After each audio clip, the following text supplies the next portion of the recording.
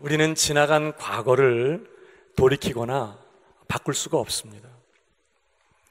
우리가 과거에 했던 그 모든 결정들, 선택들, 그리고 만났던 사건들, 또 우리가 범했던 어떤 실패나 실수들 되돌릴 수 없습니다. 여러분, 그런데 문제가 뭐죠? 우리의 과거가 과거로 끝나버리는 게 아니라는 거예요. 과거는 살아서 오늘 우리의 현재와 미래를 결정짓고 지배한다는 것입니다. 여기 우리 인생의 고민이 있어요. 여기 우리 인생의 고통이 있습니다.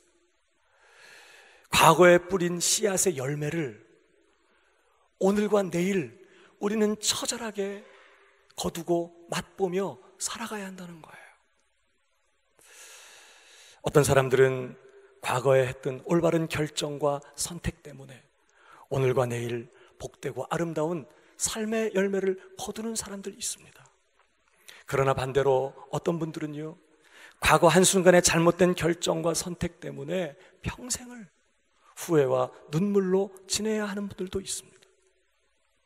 과거의 실수나 잘못된 행동으로 인하여 자신의 소중한 것을 다 잃어버리고 미래의 소망마저 잃어버린 그런 사람도 얼마든지 있습니다. 요즘 우리 한국 사회가 얼마나 좀 복잡합니까? 과거는 죽지 않고 살아서 우리들의 오늘과 내일을 결정하고 지배해요. 여러분, 그러나 오늘 예수를 믿는 하나님의 백성된 저와 여러분이 기억해야 될 두 가지 진리가 있습니다. 그 첫 번째는 예수 그리스도를 믿는 자는 과거의 지배로부터 완전히 해방되었다는 것입니다. 로마서 8장 1절에 그러므로 이제 그리스도 예수 안에 있는 자에게는 결코 정죄함이 없나니 내가 지은 죄로 말미암아 나는 죽고 영원한 죽음을 맞이할 수밖에 없었어. 영원한 멸망, 심판, 재난, 영원한 절망, 이것이 내 죄의 결과로 내가 맞이해야 될 운명이었지만, 그러나 이제는 그리스도 예수 안에 있는 자에게는 결코 정죄함이 없다고 말씀하는 것입니다. 뿐만 아니라 고린도후서 5장 17절 그런즉 누구든지 그리스도 안에 있으면 새로운 피조물이라 이전 것은 지나갔으니 보라 새 것이 되었도다. 우리를 위하여 십자가에 죽으시고 부활하신 그 예수 그리스도로 말미암아 이제 그를 믿는 신자들, 그 예수 그리스도 안에 있는 자들에게는 이제 과거와 상관없는 그런 삶을 살게 되었다는 거예요. 과거가 더 이상 우리의 오늘과 내일을 지배할 수 없게 되었다는 것입니다. 갈라디아 2장 20절을 보십시오. 내가 그리스도와 함께 십자가에 못 박혔나니. 복음이 무엇입니까? 그리스도께서 십자가에서 죽으실 때 나도 그와 함께 죽었다는 거예요. 중요한 것은 뭐죠? 내가 그리스도와 함께 죽을 때 내 과거도 나와 함께 죽었어요. 끝장이 난 것입니다. 이제 더 이상 과거가 살아서 믿는 신자의 오늘과 내일을 주장하거나 지배할 수 없게 되었다는 거예요. 그러면 누가 내 인생을 주장하시죠? 누가 내 인생을 지배하세요? 살아계시는 하나님. 나를 위하여 죽으셨을 뿐만 아니라 다시 살아나셨고 지금도 살아계시고 영원히 살아계시는 바로 주 예수 그리스도, 하늘과 땅의 모든 권세를 가지신 내 주님이 오늘 믿는 저와 여러분의 오늘과 내일을 주장하시고 다스리고 계시는 줄 믿으시기 바랍니다. 이렇게 예수를 믿는 자는 과거의 지배로부터 완전히 해방된 것이에요. 그러나 그것만이 아닙니다. 그 정도가 아니에요. 두 번째, 우리가 기억해야 될 또 하나의 진리, 믿는 자는 하나님이 준비하시는 새로운 미래가 열리게 되었다는 것입니다. 11절 오늘 본문을 보십시오. 여호와의 말씀이니라. 너희를 향한 나의 생각을 내가 아나니 평안이요 재앙이 아니라 너희에게 미래와 희망을 주는 것이니라. 지금 바벨론의 포로로 사로잡혀간 이스라엘 백성들을 위하여 주신 말씀이에요. 그들은 모든 것을 다 잃어버렸습니다.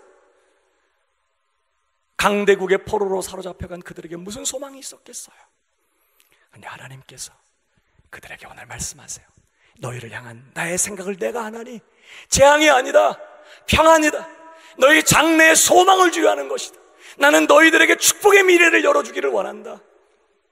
사랑하는 여러분, 하나님은 저와 여러분의 삶에 새로운 축복과 소망의 미래를 열어주시기를 원하시는 줄 믿으시기 바랍니다. 그 하나님이 말씀하셨어요. 이사야 43장 18절.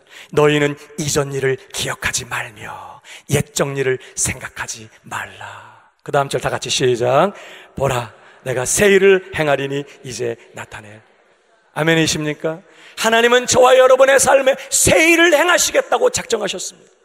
왜 아들을, 그분의 하나밖에 없는 아들을 이 땅에 보내주셔서 우리를 구원하시는 것입니까? 우리가 상상하지도 못했던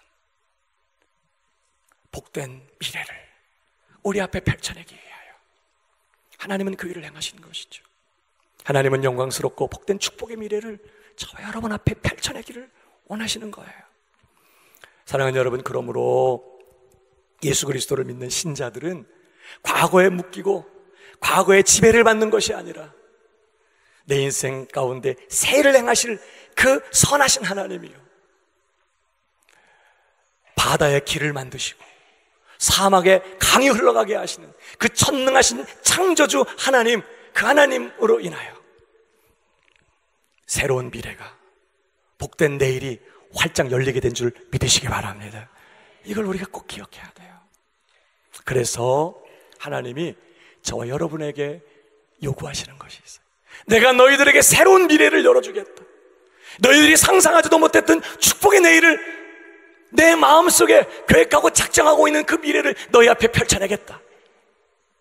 그러시면서 하나님께서 우리에게 요구하시는 것이 몇 가지가 있습니다. 그 첫 번째가 바로 철저한 회개입니다. 회개가 뭐죠? 죄를 인정하고 자복하고 그 죄로부터 돌아서는 거예요. 죄를 버리는 것입니다. 죄를 철저하게 끊어버리는 거예요. 하나님께서는 우리의 삶에 새로운 미래를 여시고 새로운 축복의 내일을 여시기 위하여 철저한 회개를 요구하세요. 회개할 때 하나님이 준비하시는 새로운 미래를 우리가 경험할 수 있다는 것입니다. 여러분, 오늘 본문의 이야기가 바로 그걸 말씀하고 있어요. 오늘 본문은 바벨론의 포로로 사로잡혀간 그 이스라엘 백성들에게 회복을 말씀하시는 하나님의 말씀입니다. 여러분, 이스라엘 백성들이 왜 바벨론의 포로가 됐죠? 왜 그렇게 됐어요? 재수 없어서? 나라에 힘이 없어서? 강대국에 먹혔나요? 이유는 하나였습니다. 그들의 죄악 때문이었어요. 그들이 하나님 앞에 불순종하고 거역하고 우상을 숭배하며 전심으로 하나님을 사랑하는 일에서 떠나 죄를 범한 그들의 죄악 때문에 그들은 바벨론의 포로가 되었습니다. 그들의 죄악 때문에 그들은 강대국에 사로잡혀 간 거예요. 여러분, 이스라엘을 바벨론의 포로가 되게 하신 하나님의 본심이 뭘까요? 그래, 한번 너희들 고통 좀 당해봐라, 그겁니까? 포로가 되게 하신 하나님의 본심은 뭘까요? 포로 생활하고 있는 이스라엘 백성들을 향한 하나님의 마음. 그들이 자신들의 죄를 깨닫고 그 죄로부터 돌아서라는 거예요. 철저히 회개하라는 것입니다. 내가 너희들에게 축복의 새날을 열어주겠다.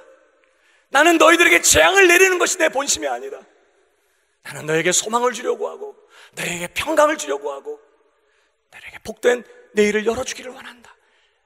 그래서 뭐 하라는 거예요?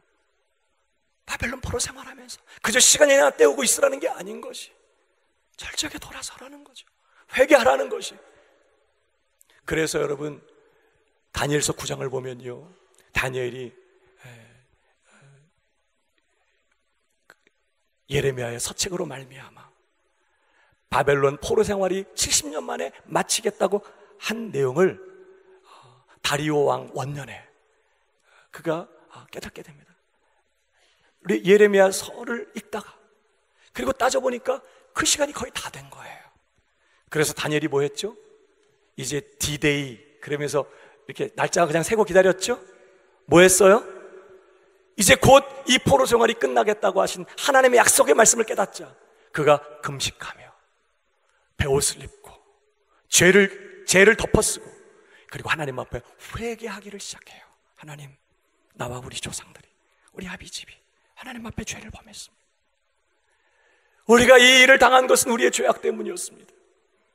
하나님, 그러나 이제라도 공의를 베푸시고 우리의 죄를 용서하시고 우리를 돌이켜 주시옵소서. 여러분, 하나님께서 이스라엘 백성들에게 포로 생활을 허락하신 것은 돌이키라는 거예요.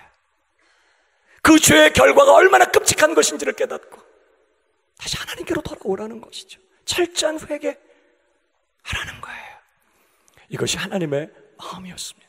죄는 하나님의 진노와 심판을 가져와요. 공의로우신 하나님이 온 우주 만물을 다스리는 한 죄인은 그 어디에도 숨을 수 없어요. 죄는 반드시 죽음을 가져와요. 죄는 내 삶의 재앙의 문을 열고 내 인생의 저주를 불러오는 것입니다. 무엇보다 죄는요, 거룩하신 하나님과 나와의 관계를 단절시켜버리고 하나님과의 친밀한 교제를 끊어버리고 내 삶에 하나님의 복이 흘러오지 못하도록 막아버리는 것이에요. 그러므로 죄인의 미래는 저주와 죽음, 심판과 형벌, 비참함, 영원한 멸망, 영원한 절망밖에 없는 것이에요. 그러나 여러분, 복음이 뭐죠? 그 공의로우신 하나님이, 우리를 마땅히 심판하셔야 할 그 하나님이 우리를 대신하여 당신의 아들을 보내셔서 그로 하여금 십자가를 지게 하시고, 하나님의 아들이 우리를 대신하여 십자가에 못 박혀 우리 대신 죗값을 치르게 하신 거예요. 예수 그리스도께서 십자가에 못 박혀 우리를 대신하여 남김없이 저주를 받으시고 죗값을 치러주심으로 말미암아 하나님 앞에 죄를 범한 우리가 살 길이 열리게 된 것입니다. 아멘이십니까? 그럼 이제 범죄했던 우리가 할 일이 뭘까요? 예수님이 우리를 대신하여 죗값을 치르셨어요. 그럼 범죄했던 우리 죄인된 우리가 할 일이 뭘까요? 구주께서 날 위하여 죗값을 치러주신 것을 믿고 그 십자가의 공로를 의지하고 이제 가던 길을 돌이키는 거죠. 이 죄 때문에 우리 하나님이 그토록 무섭게 진노하셨고, 이 불순종과 이 교만함과 이 음란함과 이 거짓과 이 위선과 이 이기적이고 하나님을 알지 못하고 하나님을 떠나 내 고집대로 내 마음대로 살아가는 이 죄로 말미암아 우리 복되신 구주께서 저토록 끔찍한 고통을 당하셨다는 것을 기억하고, 내가 바로 그 죄인입니다. 주님이 나 때문에 고통을 받으셨습니다. 내가 이 죄를 버리겠습니다. 돌아서겠습니다. 십자가 공로 의지하고 죄를 자복하고 회개하는 것입니다. 그게 우리가 할 일이에요. 요한일서 1장 9절에 뭐라고 약속하고 있습니까? 읽어보십시다. 다 같이 시작. 만일 우리가 우리 죄를 자백하면 그는 미쁘시고 의로우사 우리 죄를 사하시며 모든 불의에서 깨끗하게 하실 것이요. 여러분, 만일 우리가 우리 죄를 자백하며 저는 미쁘시고 의로우사 우리 죄를 사하실 것이다. 모든 불의 소리를 깨끗게 하실 것이다. 여러분, 이 말씀이 이해가 되십니까? 죄를 짓고 도망을 다니던 수배 중이던 죄인이 경찰서에 찾아갔어요. 그래서 자수했어. 내가 바로 그 죄인입니다. 내가 바로 그 죄를 범한 사람입니다. 죄송합니다. 잘못했습니다. 이렇게 자수했어요. 그러면 경찰이 풀어주죠? 풀어줘요? 그러세요. 그러시구나. 그리고 당신은 죄 없습니다. 이제부터 무죄세요. 이제 가세요. 이제 한 번도 죄 지은 적 없는 사람처럼 사시면 돼요. 그래요, 경찰이? 세상 법정에서 그래요? 만약에 그런다면 그건 공의로운 법정이 아닐 겁니다. 정의로운 사회, 공의로운 법정이라면 어떻게 하죠? 죄수가 자수했어. 내가 그 죄인입니다. 내가 그 죄를 범했습니다. 그럼 어떻게 해요? 정상 참작은 될 수 있을지 몰라도 그 사람이 범한 죄에 합당한 형벌을 내려야죠. 그래야 정의롭고 공의로운 법정이잖아요. 근데 오늘 하나님의 법정에서는 어떤 일이 벌어진다고요? 만일 우리가 우리 죄를 자백하면, 자수하면 저는 미쁘시고 의로우셔서 우리 죄를 용서하신대요. 그저 사랑이 많으셔서 용서하는 게 아니라는 거예요. 공의로우시기 때문에 용서한다는 거예요. 왜? 회개하는 자의 죄값이 이미 치러졌기 때문이에요.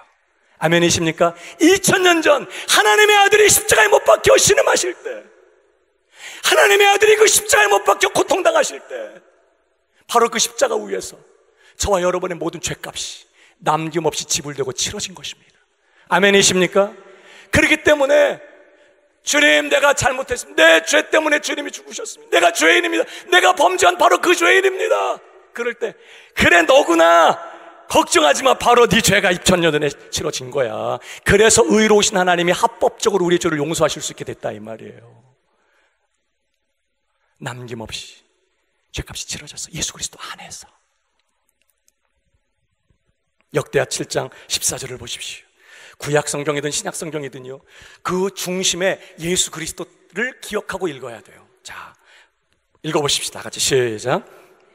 일컫는 내 백성이 그들의 악한 길에서 떠나 스스로 낮추고 기도하여 내 얼굴을 찾으면 내가 하늘에서 듣고 그들의 죄를 사하고 그들의 땅을 고칠지라. 그러니까 재앙을 내리시고 심판을 선언하시고 심판을 시행하시는 하나님의 본심은 멸망시키고 죽이자는 게 아닌 것이, 이제라도 돌이키면 살겠다는 거예요. 돌이키고 죄를 버리고 회개하면 다시 고치고 회복시켜주고 다시 살 길을 열어주겠다는 거예요. 그래서 하나님이요, 얼마나 회개를 기뻐하시는지 몰라. 공의로우신 하나님이기 때문에 심판을 선언하시고 형벌을 내리신다고 해도 하나님은 회개를 기다리세요. 얼마나 하나님의 회개를 기뻐하시는지. 엘리야를 통해서 하나님이 아합 집안에 아주 무시무시한 재앙과 심판을 선언하세요.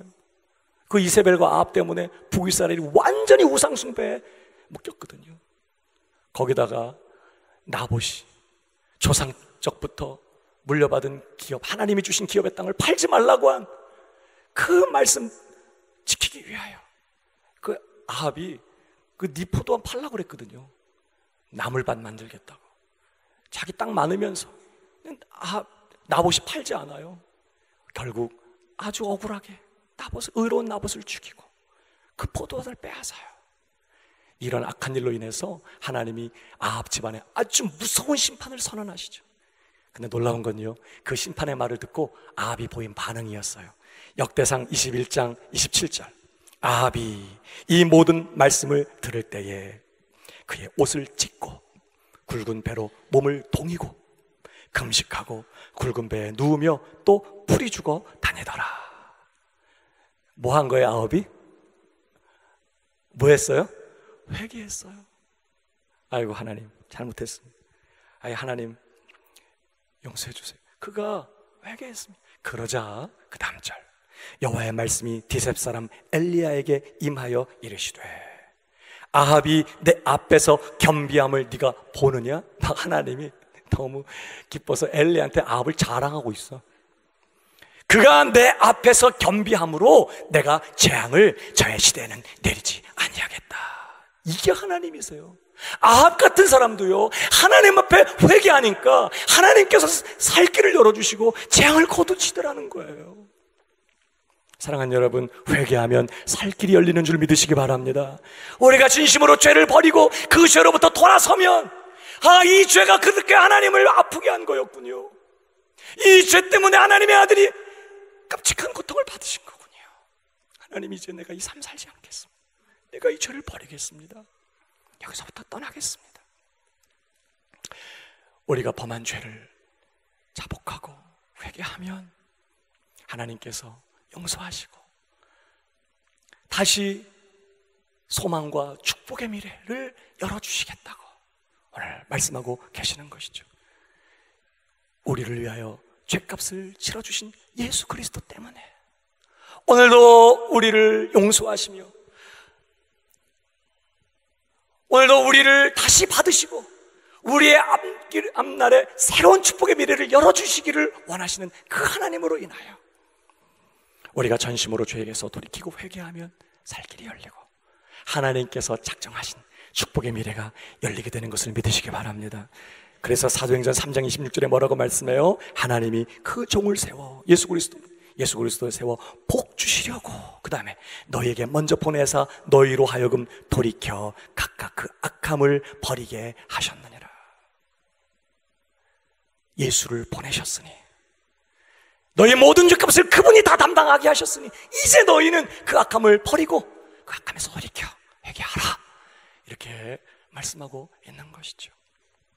그러므로 사랑하는 여러분, 하나님이 예비하신 축복의 미래를 내 삶에서 경험하기 원한다면 방법 없어요.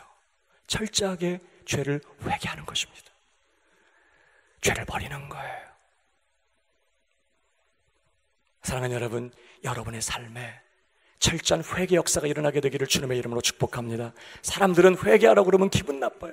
그러나 여러분은 회개가 진짜 복이라고요. 내가 무슨 죄가 있다고. 그래서 다른 사람의 잘못만 보이고 자기는 전혀 잘못이 생각 안 난다, 회개할 게 없다, 회개가 안 된다. 아주 엄청난 영적인 재난의 가운데 있는 거 사실은. 죄인 중에 내가 괴수입니다. 회개할 사람이 있다면 나입니다. 나 때문에 주님이 죽으셨습니다. 회개가 복이에요. 회개가 살 길이에요. 그러니까 회개하라고 그러면 기분 나빠할 일이 아니라 아멘입니다. 주여 내게 회개의 은혜를 부어주시고 철저하게 죄를 깨닫게 하여 주시고 그 죄로부터 철저하게 돌아서게 하여 주시고 죄를 버리되 모든 죄를 버리고 죄를 버리되 남김없이 버리고 철저하게 끊어버리는 회개 역사가 하나님 내 삶에 일어나게 하여 주시옵소서. 오늘 회개의 은혜를 사모해야 되는 것입니다. 하나님께서 말씀을 들을 때, 기도할 때 어떤 일을 통하여 이게 죄구나, 이게 잘못된 거구나, 이거 하나님이 기뻐하지 않는 일이구나 깨닫게 하신다면 철저하게 돌아서십시오. 변명하지 말고 숨기지 말고 미루지 말고 죄를 버리되 철저하게 버리고 철저하게 끊어버리는 거예요. 회개가 살 길이에요. 사랑하는 여러분, 잠언 28장 13절 한 번 더 우리 같이 읽어볼까요? 시작. 숨기는 자는 형통하지 못하나 죄를 자복하고 버리는 자는 불쌍히 여김을 받으리라. 사람들은 자기가 죄 지은 거 안 들키면 된다고 생각해요. 들켜서 문제야. 들켜서 어쩌다가 내가 들켜가지고 이렇게 됐나. 안 들키면 괜찮다고 생각해. 그래 11계명 있잖아. 11계명 10계명이 아니라 11계명이 있어요. 11번째 계명 뭐예요? 들키지 마라.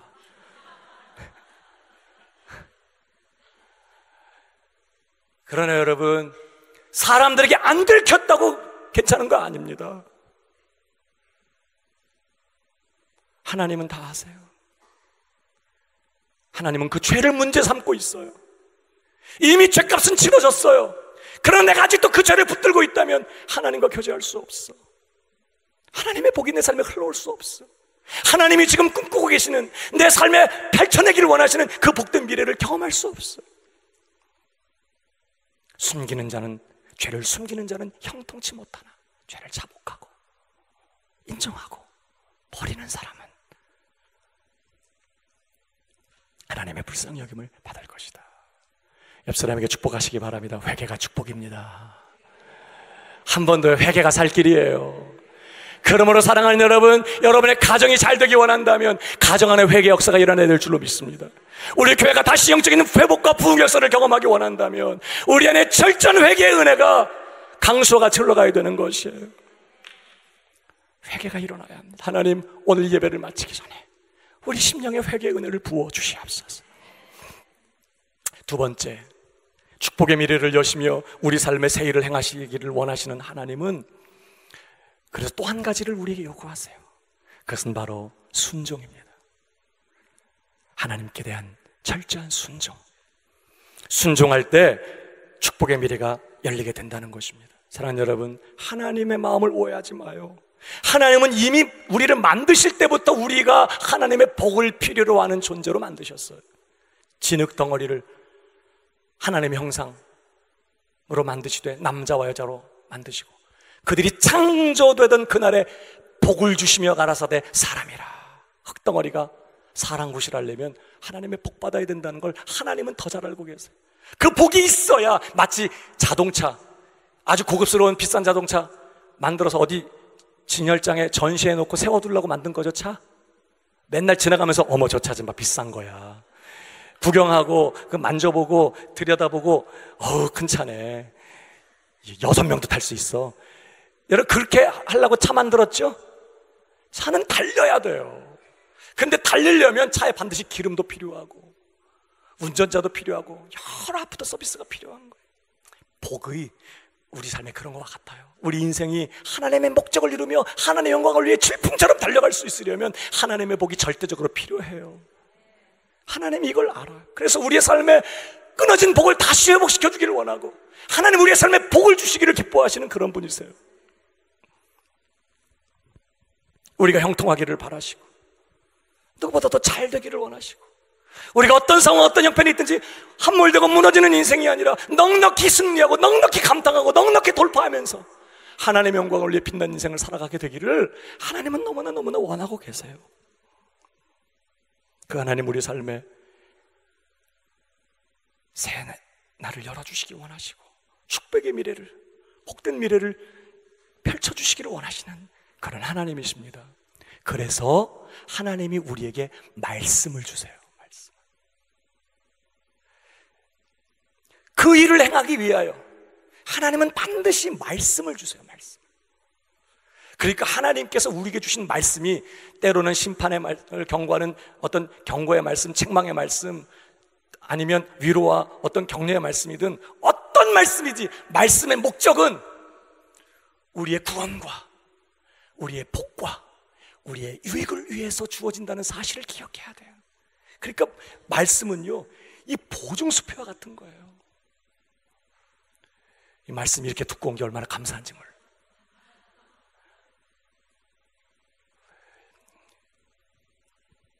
오늘 본문도 보면요, 포로 생활하는 백성들을 향해서 하나님 뭐라고 말씀하십니까? 11절에 뭐라고 되어 있죠? 여호와의 말씀이니라. 내가 너희에게 재앙을 내려놓는 게 본심이 아니다. 나는 너희에게 평강 주기를 원하고 너희에게 소망의 미래를 열어주기를 원하는 거다. 그러므로 내게 돌아와 기도하라. 그러면서 14절에도 뭐라고 말해요? 이것은 여호와의 말씀이니라.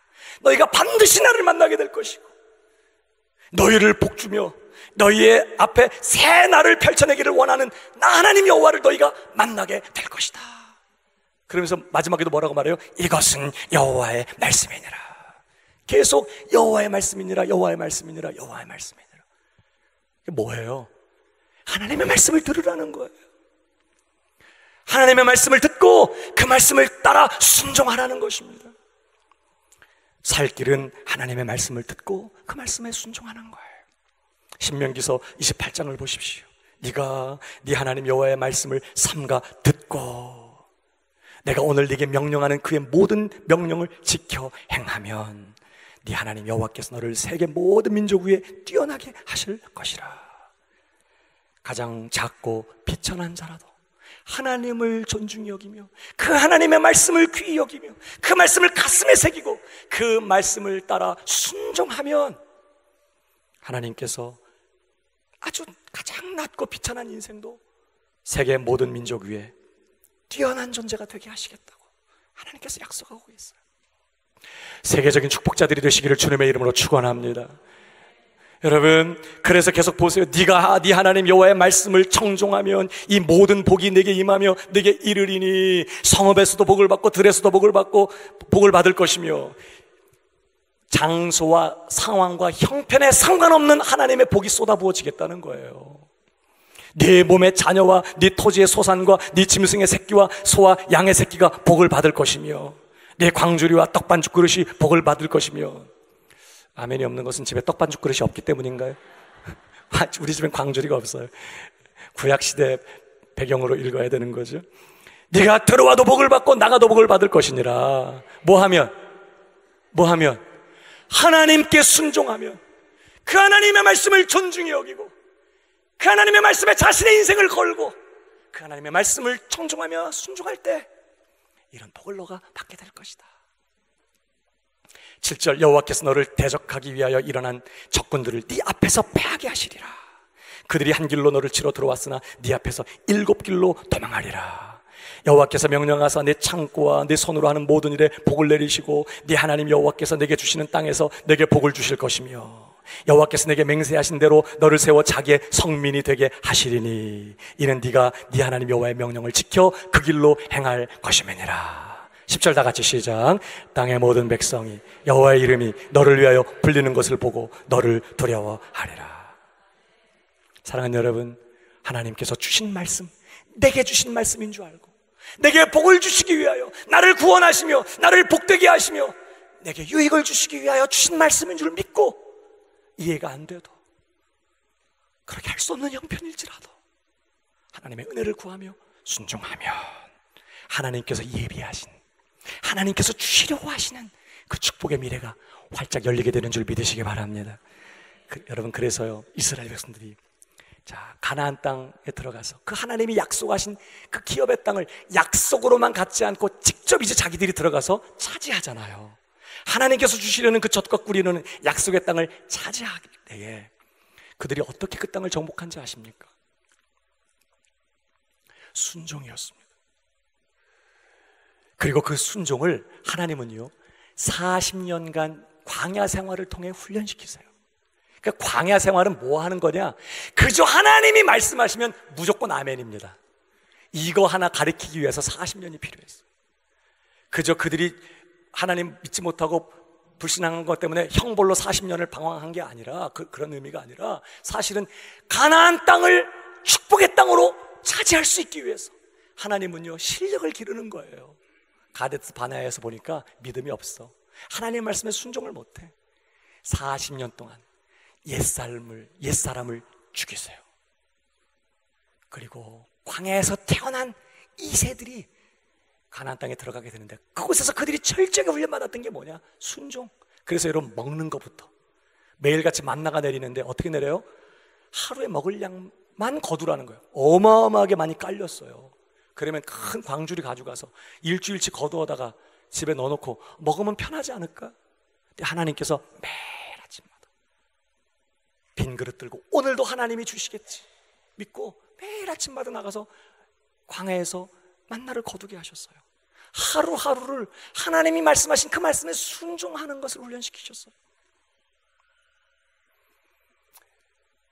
여러분, 광야에서요, 그 광야 아닙니까? 어디를 가든지 모래 언덕이고 자갈밭이고 풀 한 폭이 없는 모래바람이 이는 그런 광야, 거기에서 40년을 보내는데요, 그냥 이스라엘 백성들이 어디 한 곳에 정착을 하고 40년을 거기서 있다가 가나안 땅 들어간 게 아니라 성경을 보면 수십 군데를 돌아다녀요.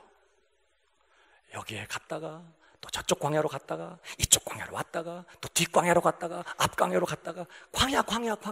여러분, 광야가요 특별하게 뷰가 달라지는 게 아닙니다. 어디 갔더니 뭐 경치가 좋고 어디 갔더니 뭐 바다가 보이고 그런 게 아니에요. 그냥 늘 어딜 가나 똑같은 광야예요. 근데 하나님께서 가만 안 두고 어느 날 구름 기둥이 확 일어나요. 그럼 모세가 야, 짐 싸. 그리고 나팔 확 불면 모든 백성들이 다 일어나서 짐 싸는 거예요. 여러분, 조그만 텐트가 아닙니다. 온 가족들이 다 들어가서 큰 천막이, 그것 패킹하려면 장난이 아닙니다. 말뚝 다 뽑고 다 접고 걷고 할아버지부터 손자까지 다 이고 짊어지고 막 해가지고 짐 싸들고 가는 거예요. 앞서 구름 기둥이 가는 곳대로 따라가는 거죠. 모세의 뒤를 따라 온 이스라엘 백성들이 처벅처벅 광야길을 걸어서 또 가요. 한 며칠 가다가 갑자기 구름을 쳐다보던 모세가 여기다 그래요. 그러면 이제 펴 그래가지고 다 천막 다 핍니다. 말뚝 박고 다 기둥 세우고. 여러분, 이게 이사 한 번 하는 게 얼마나 어렵습니까? 그렇게 텐트를 쳐요. 근데 왔는데 광야예요. 물이 없어. 뭐 만나는 내일 아침에 주시겠지만 당장 먹을 물이 없어. 그럼 이제 지난번 거기 있을 때 물 나왔지 않냐고. 근데 여기 왜 왔냐고. 왜 그렇다고 여기에 뭐 딴 게 특별하게 있는 것도 아니고 똑같은 광야인데 뭐 하려고 여기 왔냐고. 이제 그러면 하나님께서 또 물 주시고 몇 사람 죽고 그래서 또 거기서 또 물 먹고 만나 먹고 그러면서 또 거기서 지내요. 근데 또 어느 날 구름 기둥이 또 부엌 일어나. 야, 짐 싸. 그러면 또 다 또 짐 싸야 돼. 특별한 곳으로 가는 게 아니에요. 그냥 광야 어디로 또 가. 별다른 뭐 있는 게 아닙니다. 또 가요. 가다가 여기다. 그럼 또 거기서 짐 싸고. 또 뭐 없어요? 물 없어요. 아니 왜 왔냐고요. 거기 물 잘 나왔는데. 아니 여기 도대체 뭐 특별한 거 있는 것도 아니고 이거 뭐 하려고 왔냐고요. 하나님께서 또 물 주시고 또 몇 사람 죽고 40년간 이거 하면서 뭘 훈련하는 거죠? 하나님께서 말씀하시면 좌우지간 순종이요. 아니 어련히 알아서 그분이 다 생각하고 하실 텐데 뭐 왜 왔냐 뭐 하려고 하냐 다 이유가 있으시겠지. 그분이 얘기하지 마, 딴지 걸지 마, 죽어. 그래 가자고 하면 가는 거야. 뭐 딴 생각 안 하고 아멘입니다 아멘. 아유 하나님이 뭘 어련히 알아서 하시겠죠. 아멘입니다 아멘. 그리고 하나님 따라가는 거예요. 그거를 40년간 훈련했어요. 그리고 가나안 땅 딱 들어가는데 요단강 건넜습니다. 가나안 첫 성읍이 뭐예요? 여리고성. 성이 아주 견고해요. 굳게 닫혔습니다. 아낙 자손들이 버티고 있는 그 가나안 땅 첫 성이 여리고인데 여러분 이 성 어떻게 무너뜨려요? 어떻게 정복하죠? 뭐 백성들이 다 둘러서서 돌을 집어라, 믿음으로 던져라. 그래서 형벽에다가 돌을 이렇게 던졌다면 또 이해가 돼. 돌 던졌는데 짱돌 막 던졌는데 큰 성이 무너졌다. 그러면 또 이해가 돼요. 밤마다 장정들이 가서 땅을 파고 굴을 파고 뭐 했다면 또 이해가 돼. 근데 하나님 뭐라 그래요? 돌을 하는 거예요. 하루에 한 바퀴씩. 도는 거랑 성 무너지는 거랑 아무 상관없거든요. 그거는 국민학교 들어가기 전에 애들도 아마 알걸? 이 도는 거하고 성 무너지는 거 아무 상관없다고. 근데 지금 여러분 장정만 60만이나 되는 그 많은 사람들이 그 돈다고 생각해봐요. 정말 돌지 않겠어요? 아니 지금 뭐 하는 거냐고 우리가 여기서. 아니 돌다가 성 위에서 뭐 돌을 던진다든지 막 활을 쏜다든지 그러면 이거 어떻게 하냐고. 무슨 생각을 갖고 도냐고요. 막 이렇게 할만 하잖아요. 근데 말하지 않아요. 그 많은 백성들이 딱 입 다물고 7째 날에는 7바퀴 돌아라. 아멘입니다 주님. 이거 어디서 배웠다고요? 광야에서. 하나님 말씀하시면 무조건 순종이야. 내 생각과 다르고 왜 이렇게 해야 되는지 이해 안 돼도 어련히 하나님이 알아서 하실까봐 하나님 믿는 그 믿음으로 순종하는 거, 이거 배운 거예요. 그리고 이 실력을 갖고 이 순종으로 약속의 땅을 정복하는 거예요. 사랑하는 여러분, 남은 생에 하나님께 대한 전적인 신뢰와 순종으로 하나님께서 여러분에게 주시는 약속의 땅을 정복하고 그 땅을 차지하고 하나님께서 여러분에게 주시는 축복의 미래를 거머쥐는 저와 여러분 되길 주님의 이름으로 축복합니다. 그러니까 순종이 복이야. 순종이 복이에요. 어떤 사람이 최고로 복된 사람이냐? 이해 안 돼도 상황이 어려워도 하나님 말씀하시면 아멘하고 뒤돌아보지 않고 달려가는 사람이, 그게 진짜 복 있는 사람이에요. 아브라함 여호와의 말씀을 쫓아갔고. 옆 사람에 한 번 더 얘기해 주세요. 순종이 축복이에요. 하나님 오늘 우리에게 은혜 베풀어 주셔서 하나님의 말씀 앞에 무조건 아멘하고 순종하는 순종의 은혜가 임하게 하여 주시옵소서. 세 번째, 축복의 미래를 여시며 우리 삶의 새 일을 행하시는 하나님이 그래서 우리에게 요구하시는 게 또 하나 있습니다. 내가 너희 앞에 새날을 열어주겠다. 내가 너희 삶의 새 일을 행하겠다. 그러면서 요구하신 세 번째, 바로 부르짖는 기도였습니다. 기도할 때 축복의 미래가 열린다는 거예요. 그게 오늘 본문의 이야기입니다. 11절 다시 보세요. 여호와의 말씀이니라 너희를 향한 나의 생각을 내가 아나니 평안이요 재앙이 아니라 너희에게 미래와 희망을 주는 것이니라 해놓고, 자, 내가 그런 계획을 갖고 있으니, 내가 너희들에게 좀 그것을 작정하고 있으니, 그 다음 절, 너희는 내게 부르짖으며 내게 와서 기도하면 내가 너희들의 기도를 들을 것이요 너희가 온 마음으로 내게 구하면 나를 찾을 것이요 나를 만나리라. 다 잃어버렸어도, 다 망했어도, 다 빼앗겼어도, 쫓겨났어도 하나님 앞에 돌아와 부르짖고 기도하면 산다는 것입니다. 온 마음을 다하여 하나님 앞에 나와 부르짖고 기도하면 다시 하나님께서 살 길을 열어주시고, 너희를 향한 나의 생각이 있다는 거잖아요. 지금 하나님의 마음에 있는 그 생각이요, 그 복된, 우리의 삶에 펼쳐주기를 원하시는 그 복된 그 계획하심, 그 하나님의 마음속에 있는 그 작정하심이 우리가 하나님 앞에 나가 간절히 부르짖고 기도할 때 하나님께서 그 작정하심을 펼쳐내겠다는 거예요. 그 하나님을 너희가 만나게 될 거라는 거예요. 기도하면 내가 이루겠다. 그래서 에스겔서에도 보면요, 내가 너희를 다시 돌아오게 하겠다. 이 황폐한 성읍에 사람들이 다시 거접되게 하겠다. 황무하던 땅이 다시 에덴 동산처럼 그렇게 복을 누리게 하겠다. 나 여호와가 말하였으니 이루리라.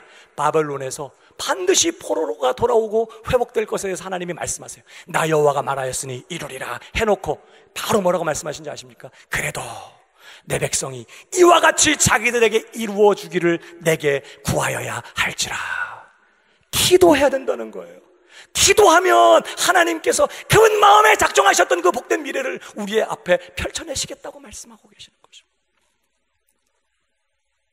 역대기를 보면요, 야베스라는 사람이 나옵니다. 우리가 잘 아는 것처럼 야베스, 뜻이 뭐예요?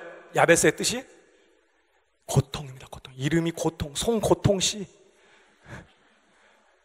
태어났는데 아이 이름을 고통이라고 지어준 거 보니까 그가 출생할 때부터 불우한 환경 가운데 있었던 것을 짐작할 수 있어요. 그를 보면 고통이 생각돼.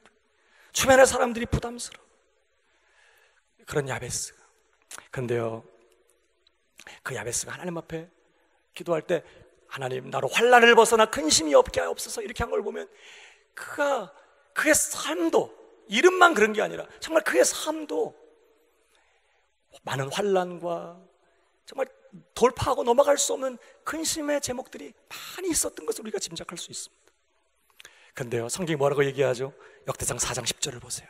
야베스가 이스라엘 하나님께 아뢰어 가롯 이르되 주께서 내게 복을 주시려거든 나의 지역을 넓히시고 주의 손으로 나를 도우사 나로 환난을 벗어나 근심이 없게 하옵소서 하였더니 하나님이 그가 구하는 것을 허락하셨더라. 특별하게 이 대목을, 그 족보인데요, 이 대목을 넣어요, 이 역대기 기자가. 여기 중요한 건요, 야베스가 이스라엘 하나님께 아뢰어 이르되 그랬어요. 여러분, 이 아뢰었다 어떻게 한 걸까? 가서 하나님, 내게 복을 주시려거든 내 지역을 넓혀 주옵소서, 보통 이렇게 우리가 생각이 돼요. 근데 이 아뢰어에 해당하는 이 히브리어가요, 와이크라라는 단어인데요, 이 단어의 원형이 카라입니다. 카라. 이 카라의 뜻은 뭐냐? 큰 소리로 부르짖다 이런 뜻이에요. 크게 소리 지르다, 큰 소리로 부르짖다 그런 뜻입니다. 그러니까 야베스가 자신의 고통의 문제들을 가지고, 아픔의 제목들을 가지고 하나님 앞에 나와 기도할 때 그냥 이렇게 한 게 아니었다. 큰 소리로 부르짖었다는 거야. 하나님, 이스라엘의 하나님, 전능하신 주야, 내게 복의 복을 더하사 내 지경을 넓히시고 주의 손으로 나를 도우사 나로 환난을 벗어나 근심이 없도록 하나님 나를 긍휼히 여기시고 하나님 나를 불쌍히 여기시고 내게 당신밖에 소망이 없습니다. 주님, 내 기도 외면하지 마시고 내 부르짖음을 들으시고 주의 나를 긍휼히 여겨 주시옵소서. 그가 카라, 큰 소리로 부르짖었다는 거예요. 그러자 하나님께서 그의 부르짖음을 외면하지 아니하시고 그가 구하는 것을 허락하셨다는 것입니다. 그래서 다른 사람들에게 고통을 안겨주는, 부담을 주는 그 인생이 주변의 사람들에게 존귀한 인생이 되게 하셨어요. 복된 인생이 되게 하셨습니다. 그래서 그 야베스를 기록하면서 맨 첫 절에 뭐라고 나오죠? 야베스는 그 형제보다 존귀한 자라. 그 후대 사람들과 그 주변의 사람들이 야베스를 생각할 때 존귀한 사람이었다고. 그 야베스 한 사람 때문에 많은 사람이 하나님의 복을 누렸던 것이죠. 그런 인생이 되게 하셨던 거예요. 사랑하는 여러분, 오늘도 우리가 하나님 앞에 나아가 부르짖으면 우리의 고통의 제목들을 역전시켜 주셔서 그것이 우리에게 복이 되게 하시고 주변의 사람들에게 복이 되도록 역사하시는 줄을 믿으시기 바랍니다. 예수 믿는 우리의 삶에 고통이 많습니다. 여호와는 나의 목자시니 내가 부족함이 없으리라고 했는데 하나님 왜 내 삶에는 부족함이 이렇게 많은 거예요? 부족함이 많아. 가정의 문제들, 건강의 문제, 재정의 문제, 자녀들의 문제, 부부관계의 문제, 사업의 문제, 직장의 문제, 취업의 문제, 결혼의 문제, 누구한테 솔직히 말하기 어려운 혼자 끙끙거리며 신음할 수밖에 없는 힘들고 어려운 문제들이 한두 가지가, 비자와 영주권의 문제 때문에 오늘 1부 마치고도 한 성도님이 이제 이번 주간에 항암 치료를 중단했어요. 부작용 때문에. 그리고 다시 수술을 해야 돼요. 마음이 얼마나 힘들겠어요. 그런 일들이 예수 믿는 우리의 삶에 얼마든지 있다고요. 그러나 사랑하는 여러분, 기억하십시오.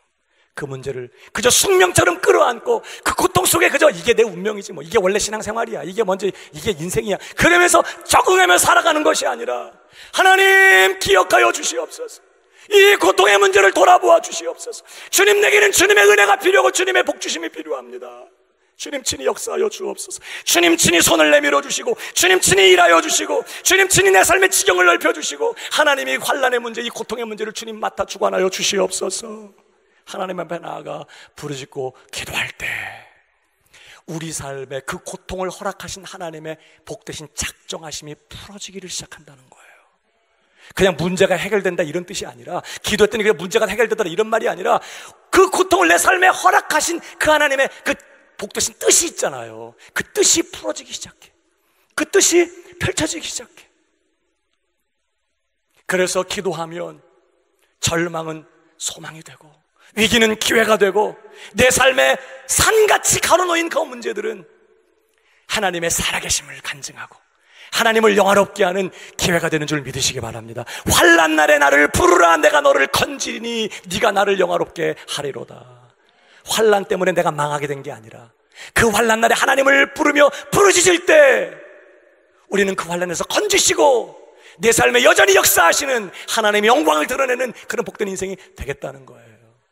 그러면 사랑하는 여러분, 여러분의 미래가 변화되기 원한다면, 여러분 앞에 하나님이 작정하고 계시는, 하나님이 그분 마음속에 생각하고 계시는 그 평안과 그 소망이 가득한 그 축복의 미래가 여러분의 앞에 펼쳐지게 되기를 원한다면 부르짖어 기도하시기를 주님의 이름으로 축복합니다.